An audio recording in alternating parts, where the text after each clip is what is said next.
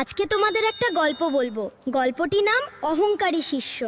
একজন জ্ঞানী গুরু ছিলেন, তার আশ্রমে অনেক শিষ্য পড়াশোনা করত। যারা মন দিয়ে শিখো, জ্ঞানী মানুষের আসল শক্তি। জি গুরুজি। এরা কিছুই জানে না। হ্যাঁ, আমি সবার থেকে বেশি বুদ্ধিমান। আমি সব জানি। গুরুজির কাছ থেকেও আমার নতুন কিছু শেখার নেই। রোহিত, এখানে আসো। এই কাপটা হাতে নিয়ে দাঁড়িয়ে ঠিক থাকো। আছে, গুরুজি। ভালো করে ধরো, গুরুজি, ভালো করে ধরো। কাপ তো ভরে গেছে। যখন মন ভরে যায় তখন আর কি নেওয়ার আর থাকে? চা ধরবে না, সব পড়ে যাচ্ছে।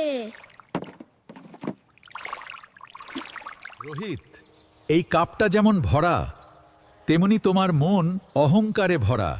নতুন কিছু ঢুকবে কোথায়? আমি ভুল করেছি গুরুজি।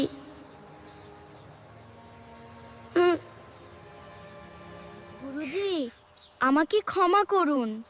শিখতে চাইলে মন খালি রাখতে হয়। আনসা প্রতিধান চলা। এখন থেকে আমি নম্র হয়ে শিখব। বন্ধুরা, কি শিক্ষা পেলে? অহংকার মনকে ভরে দেয় আর বিনয় মনকে শেখার জন্য খালি রাখে। লাইক আর সাবস্ক্রাইব করতে ভুলো না। নমস্কার।